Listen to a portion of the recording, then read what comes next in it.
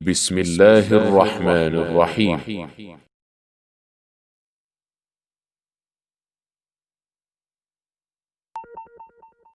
أعوذ بالله السميع العليم من الشيطان الرجيم. بسم الله الرحمن الرحيم، وصلى الله وسلم على رسول الله وعلى آله الأطهار وصحابة الأبرار. وسبحانك اللهم لا علم لنا إلا ما علمتنا إنك أنت العليم الحكيم. رب اشرح لي صدري ويسر لي أمري واحلل عقدة من لساني يفقهوا قولي. أما بعد، يقول الله تعالى في كتابه الكريم بعد أعوذ بالله من الشيطان الرجيم بسم الله الرحمن الرحيم: ولقد صرفنا في هذا القرآن للناس من كل مثل وكان الإنسان أكثر شيء جدلا. ثم أما بعد، السلام عليكم ورحمة الله تعالى وبركاته. We thank Allah subhanahu wa ta'ala for this, and we thank Allah subhanahu wa ta'ala for everything. Once again, I would like to thank my brothers and sisters for inviting me again. I feel honored, and I can only say Jazakumullah khairan. From what I understood, we're talking about the honor of the Ummah, and this is something that cannot be overemphasized. I understand my sheikhs have shed some light on it, and subhanallah, as a student, I was told to come and say something about it. It's a very big topic that deserves to be tackled by the sheikhs. But for whatever reason, they said you should come and say something. So I'm here to say something. And may Allah subhanahu wa ta'ala make it easy for me. Allah subhanahu wa ta'ala having given us this beautiful deen called Al-Islam. If you look in Al-Qur'an, we can, mashallah, see or derive from it different lessons. And the uniqueness of Al-Islam is that it touches all fields. After all, it's a comprehensive religion.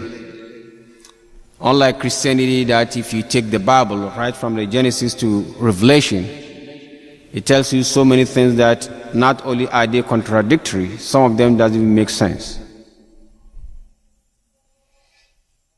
This is not to like attack Christianity, but I'm just saying what it is. Anyone who is familiar with the Bible, and even you see some like animals or creatures mentioned in them that now we know they don't exist.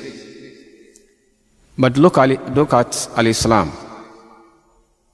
We have, Allah subhanahu wa ta'ala has given us so many examples, so many lessons to derive from, so much so that it touches on,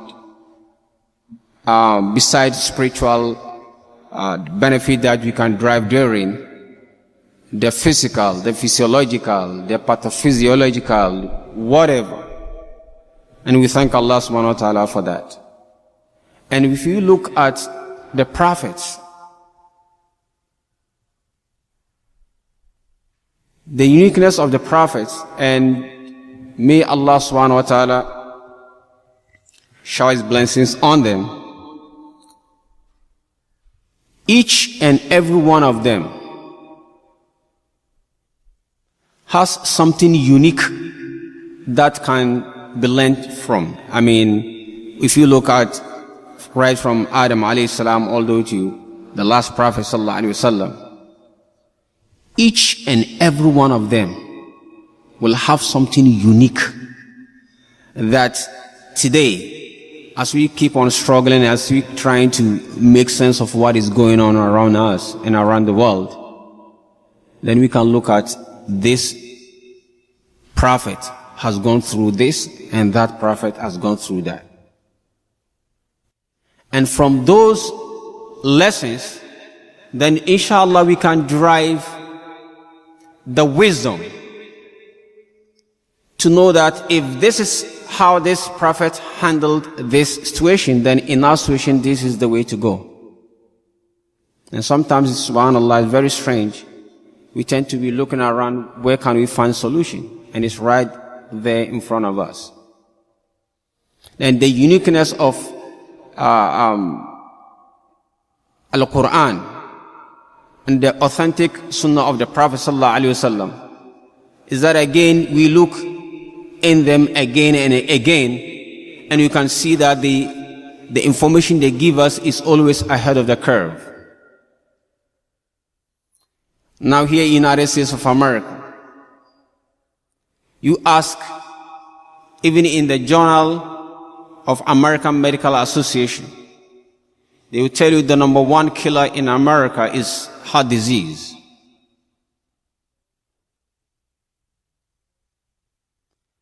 But we know from Qur'an and Sunnah that the most unique organ is the heart. Quoting from the Prophet sallallahu alaihi wasallam, "Ala inna fil jasad mudghah, idha salahat salaha al jasad kullu, wa idha fasadat fasada al jasad kullu, ala wa hiya al qalb." The uniqueness of one organ that dictates the wellness or unwellness, if you like, of each and every individual is what? Is the heart. And to have the heart being the number one killer is something that is inconsistent with this hadith. And it's based on this hadith I said, with all due respect, the medical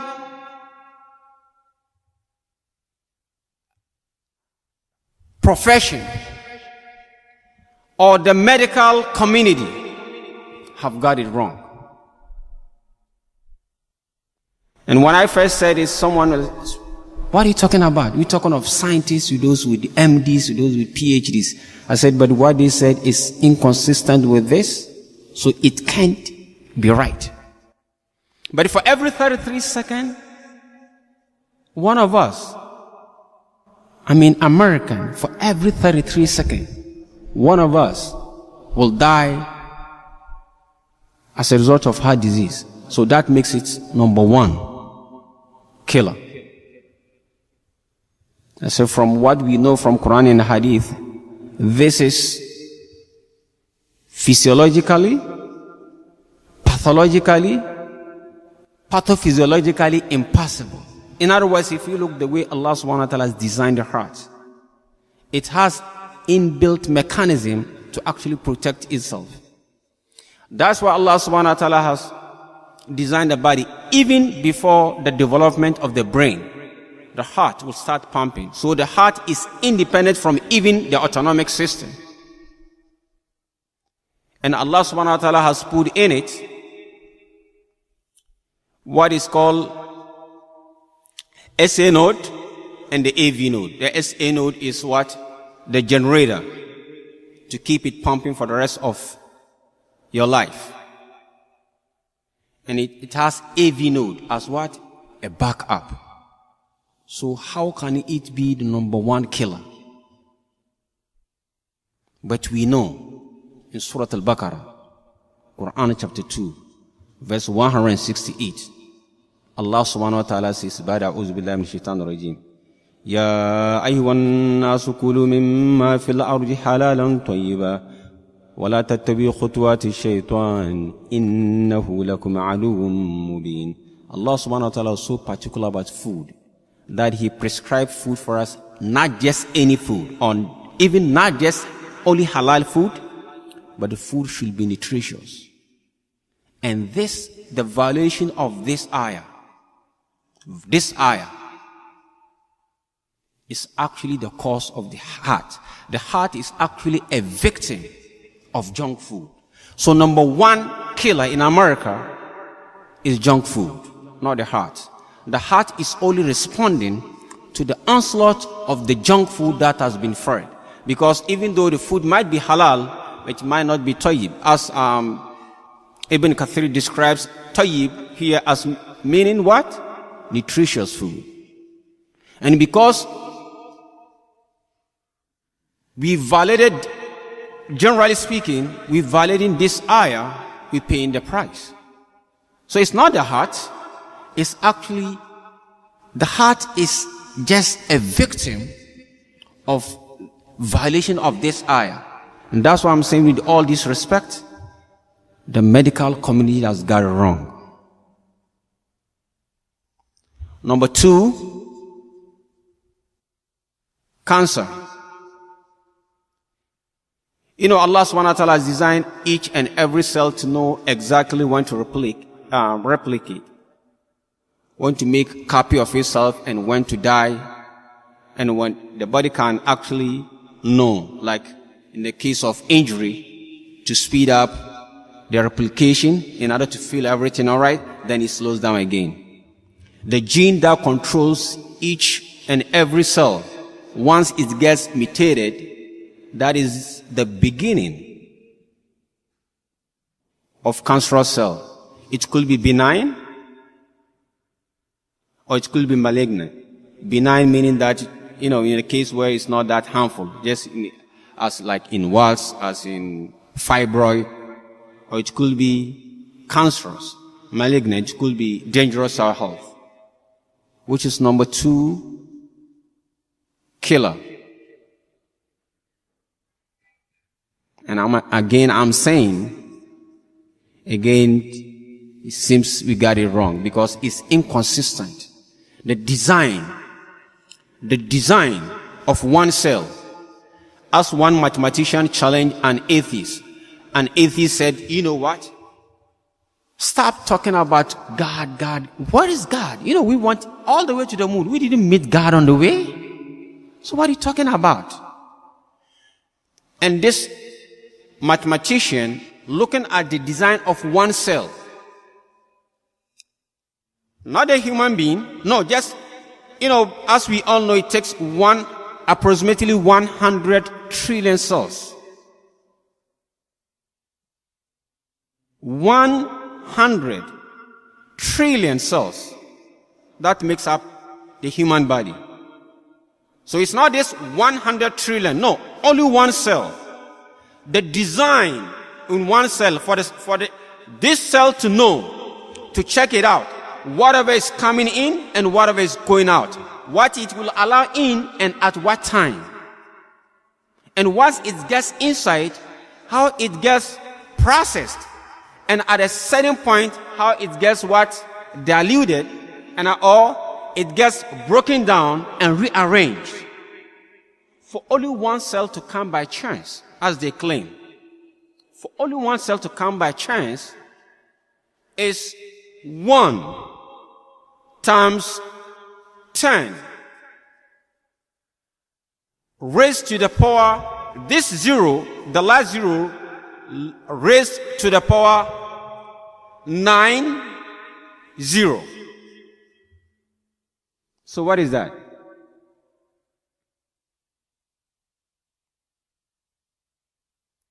And if you look at the cell as a whole, then that takes it to the next level. And that is raised to the power 950. In other words, you know, if you have 1, you just have to add 1 0. So you have 10.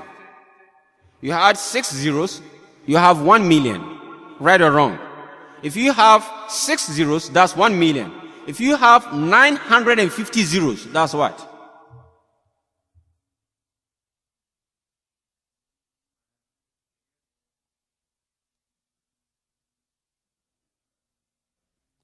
The number is so huge that we don't even have a name for it. You can't even call it zillion because it's more than that.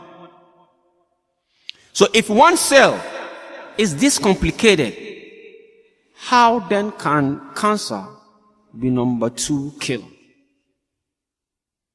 And I'm saying again, it goes back to this ayah.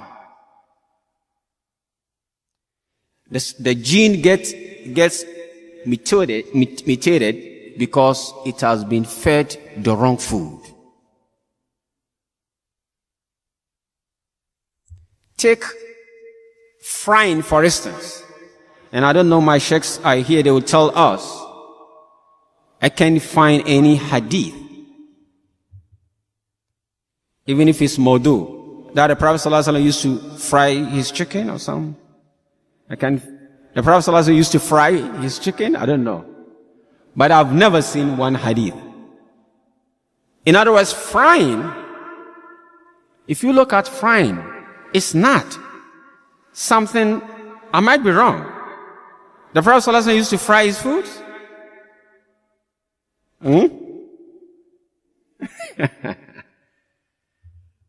I don't know of any hadith that the Prophet ﷺ frying his food. The Prophet ﷺ is, subhanAllah, it was only recently that I was able to figure this out. The Prophet ﷺ will soak dates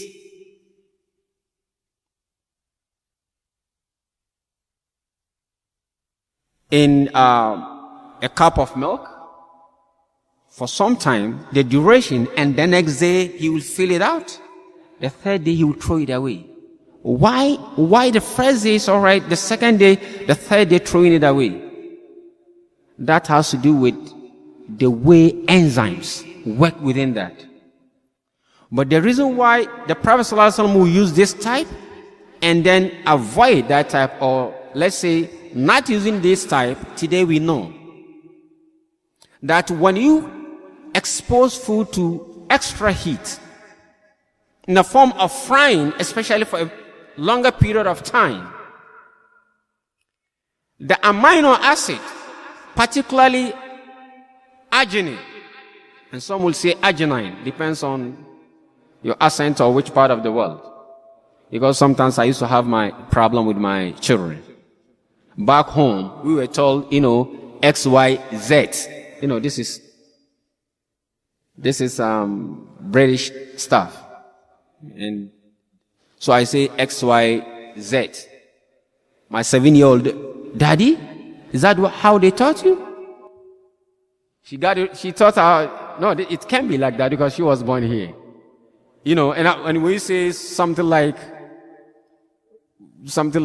her mother say, Wednesday. Say, Mommy, what? Wednesday? So in this case, whether you say arginine or arginine, it depends. And I hope you bear with me. You get this amino acid, arginine, combining with glucose.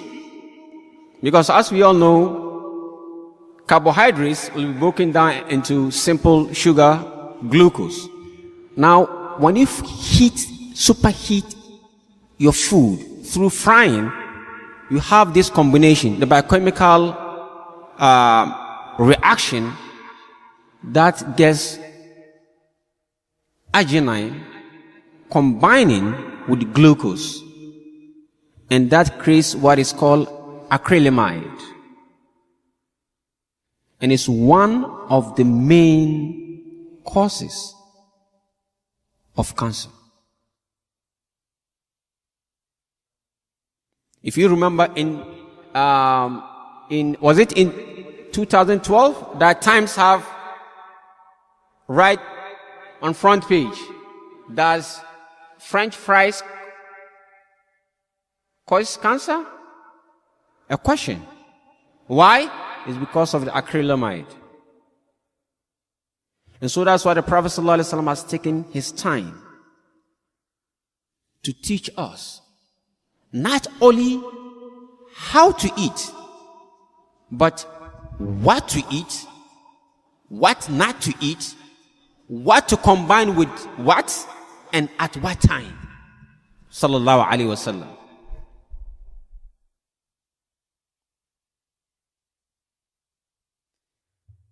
And just in case someone is in this frying business, I'm not here to destroy anybody's, we can improve it.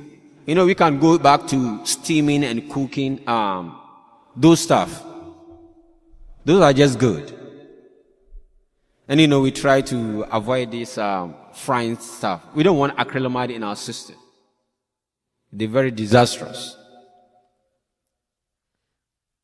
And I admit, those fried stuff, they taste good, I have to admit. But you know what? Sometimes things that look good tastes good, feels good, they actually leads you to what? Destruction. So may Allah subhanahu wa ta'ala make it easy for us. So now the point is, if the Prophet sallallahu alaihi wasallam will take his time to teach us what to eat, and then we ask ourselves, with all these honors that has been given us, not that because we deserve it, it's out of the sheer mercy of Allah subhanahu wa ta'ala. But if rhetoric, we move from rhetoric to practicality, does we really, do we appreciate it? Do we take that into consideration? Do we actually practice? And that's why I was telling some brothers, I said, as Muslims, we're supposed to be the most healthiest people on the surface of the earth.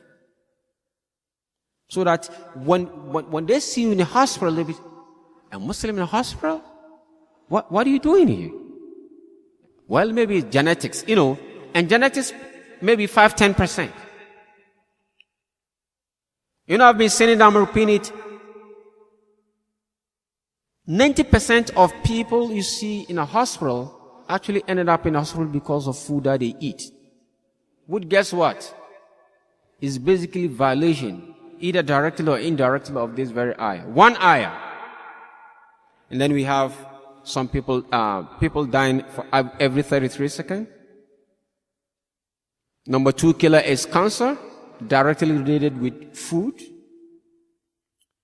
Number 3, stroke. Says Allah subhanahu wa ta'ala, ba'da a'udhu billahi minash shaitanir rajim. وَلَقَدْ خَلَقْنَا الْإِنسَانَ وَنَعْلَمُ مَا تُوَسْوِسُ بِهِ نَفْسُهُ وَنَحْنُ أَقْرَبُ إِلَيْهِ مِنْ حَبْلِ الْوَرِيدِ إِذْ يَتَلَقَّى الْمُتَلَقِّيَانِ عَنِ الْيَمِينِ وَعَنِ الشِّمَالِ قَعِيدٌ مَا يَلْفِظُ مِنْ قَوْلٍ إِلَّا لَدَيْهِ رَقِيبٌ عَتِيدٌ. This حَبْلِ الْوَرِيدِ mentioned in Surah Qaf, Qur'an chapter 50. Once it bursts, that is hemorrhagic stroke. If it gets clogged up, that is ischemic stroke, and it's number 3 killer. And whether it bursts or it clogs up in the form of ischemic, 99% of the time is based on what? Food that we eat.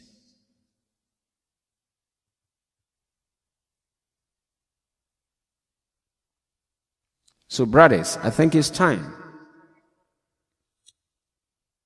to rethink. I've seen some brothers laughing, and this maybe throughout the day they've been enjoying their French fries, and I've just ruined their day, man.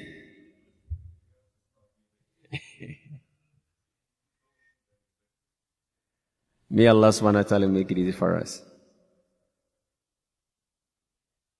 And number 4 killer. Now you ready for this? Number 4 is medication. Did you hear me? Number 4 killer is medication. Prescribed medication. I'm not talking like quack doctors, back home you call them buakate, like hiding it. No, I'm talking of legally prescribed medication.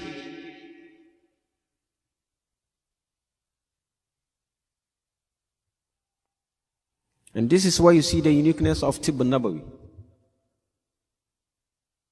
I told a brother, Allah subhanahu wa ta'ala did mention of banana in Surah Tur,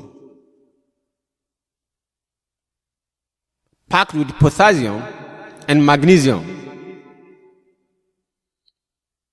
I say it's good for blood pressure, but you know the side effects? The magnesium is also good for your heart. So that is good side effect.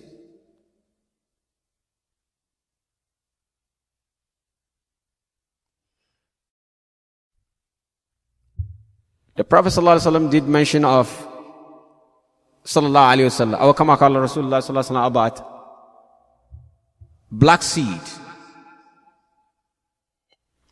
Once we get into black seed, that's going to take us, subhanallah, the next month. It has to be in series. But the Prophet ﷺ saying, that is like medicine for all diseases except death. Now, if you bring it like biochemically, it's not actually a medicine. But the Prophet ﷺ says it's medicine. Why? And how can one medicine fit all? And that is because it protects the telomerase, which is actually, once it gets destroyed, it is the genesis or the beginning of all diseases. When did we know that? It's only recently. Through the studies of epigenetics, and then we get into this and that, the connection between this and that, and we all know about the genome project and stuff. That is when we start getting deep into this, and okay, what is the only thing that can protect the telomerase? Because once it gets protected, then you can distance yourself from so many disastrous diseases. And the one thing they found that matches to the letter is what? Is black seed. And subhanAllah, one of the scientists said, the Prophet of Islam, sallallahu alaihi wasallam, said the Prophet of Islam he has said something to this effect. So which means even non-Muslims recognize the honor, the blessings that Allah subhanahu wa ta'ala has bestowed on us as Muslims. It is up to us to appreciate it. It's up to us to live it. Not live like L-E-A-V-E. Live? No. Live it as in L-I-V-E.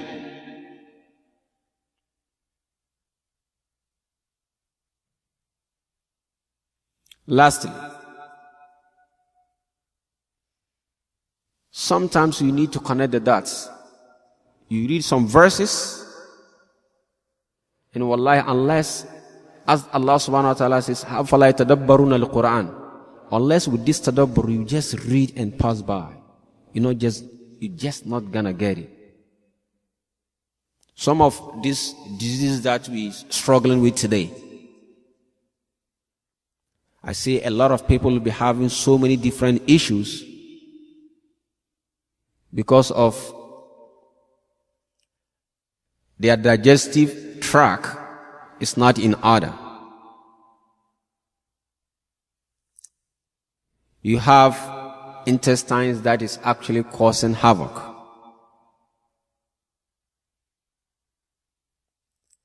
Sometimes we'll be having eye problems. Sometimes we will having blood sugar problems, whether it's hypoglycemia or hyperglycemia, which, as we all know, is connected with diabetes.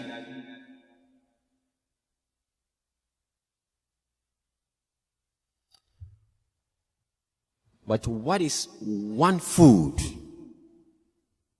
that inshallah can combine all these in one shot? One food.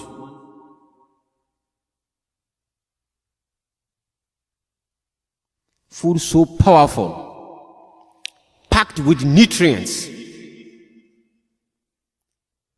good for the eyes, good for the digestive tract or the digestive system, and it's also good for blood sugar level, whether it's up or down. Because if you don't move that much, it affects your blood sugar level. If you don't eat, it affects it. If you eat too much, it affects your blood sugar level. And Allah subhanahu wa ta'ala give us clue to one food. And this is part of the honor, something that we should appreciate. Says Allah subhanahu wa ta'ala. And I don't feel comfortable sitting in front of my sheikhs reciting Qur'an, mashallah. بعد أعوذ بالله من الشيطان الرجيم بسم الله الرحمن الرحيم وإن يونس لمن المرسلين إذ أبق إلى الفلك المشحون فساهم فكان من المدحضين فالتقم الحوت وهو مليم فلولا أنه كان من المسبحين للبث في بطنه إلى يوم يبعثون فنبذناه بالعراء وهو سقيم وأنبتنا عليه شجرة من يقطين وأرسلناه إلى 100,000 أو يزيدون فآمنوا فمتعناهم إلى حين. Now if you look at this ayah, mashallah, our sheikhs will start and just leave. But let us step back and look at Yunus alayhi salam. A man who has found himself in darkness, obviously is going to affect his eyes. And the fact that is in belly's womb will be exposed to all types of bacteria, all types of microbes. And the fact that his movement is actually restricted is going to affect his blood sugar level. And Allah subhanahu wa ta'ala gave him, when he was popped out, he was sick. And Allah subhanahu wa ta'ala prescribed one food, gave him one food.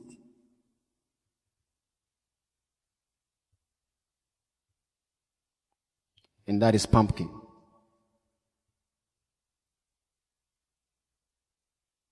And when Allah subhanahu wa ta'ala says that He then dispatched him for da'wah, the next ayah Allah subhanahu wa ta'ala says, فَآمَنُوا فَمَتَّعْنَاهُمْ إِلَى حِينٍ. Implicit in this فَآمَنُوا means He came to them, He delivered the message before what? They amanu. But then, right before then, he was sick, which means the food that Allah subhanahu wa ta'ala gave him was the same food that took care of all these problems, that gave him the health to deliver the message. When was the last time any of us ate pumpkin? During Halloween? As someone said, he said, I wonder what happened to my Christian brothers and sisters. You tell us to stay away from the devil, but once a year you want us to come and party with him. So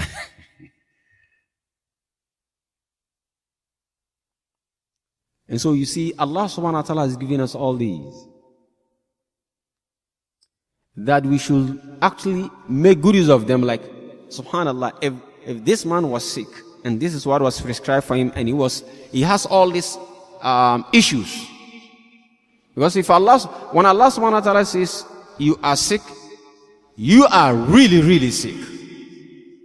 And that's what happened to Yunus alayhi salam. Time is not on our side to show, go like deep into the nutrients packed in pumpkin. And we know the Prophet sallallahu alaihi wasallam used to like pumpkin. Wallah, there is wisdom behind that. And beside pumpkin, any food that it has yellowish color, any food that has yellowish color, make sure that you include that in your what?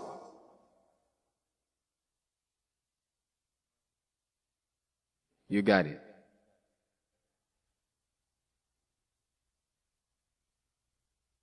And now my question is this an honor or not? Bestowed on us for free. Because wallahi, if Islam is something that can be obtained or achieved through knowledge, you can't find a person with PhD and still be a kafir.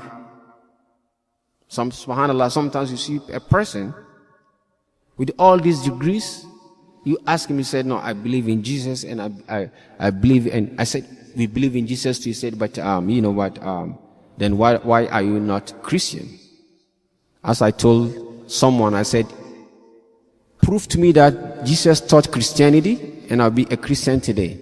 This is the Bible. Prove to me. I say, I swear by Allah. I say, a Muslim will never swear and then back off. I say, I swear, if you can prove to me Jesus preached Christianity today, this is the Bible, I'll become a Christian. I promise you. He couldn't. You know why? You know why I was so confident as to swear? The word Christianity is not even in the Bible. The word Christianity is not even in the Bible. And yet look, with all the zeal. It's only recently that I saw something very shocking. These people have even now started quoting the Bible on what? Baked goods. Like bread. I don't know if you see it. In New York, like you see, you take bread, you just look on it like, you know, they ensure that before you open it, you have a verse. Now their dawah has now been extended even into supermarkets. And we have all the honor. And we don't seem to connect the dots, generally speaking, or either we don't appreciate it, or Allahu Alam. And so when our sheikhs actually try to encourage us to actually rethink the honor of the ummah, this is extremely important. This is extremely important. Once we do that, inshallah, things will fall in place, and we just have to keep on making dua. Because then we'll be thinking, what about this tribulation? What about this problem? Subhanallah, what about this? Oh, this is the end. Then comes another, subhanallah, what about that? But even physiologically, it's the same thing. This disease will hit, subhanallah, this is the end. And then the another one we eat, the other one will come, and then the next one. Because once this one comes, we think, oh, maybe it's because I've stopped, or I'm not eating too much French fries. Now then you eat more. Then you have more problems. And so maybe it's because the salt is not that much. You put more salt, then you have hypertension. And then finally you go for medication. And it's the number 4 killer. So maybe it's time we run back to Tibb al-Nabawi. We've tried all types of medications, all types of system.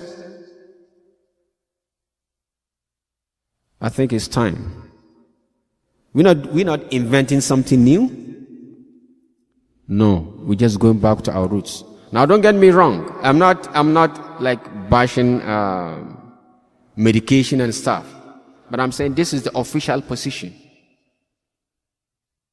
But with Tibb al-Nabawi, inshallah, we can protect ourselves. Bi-iznillah, we take preventive measures so that we don't get a point where we have to what? We have to rely on medication. Because if you don't take clues from Tibb al-Nabawi and eat food as our medicine, we will end up eating medicine as our food. May Allah subhanahu wa ta'ala make it easy for us.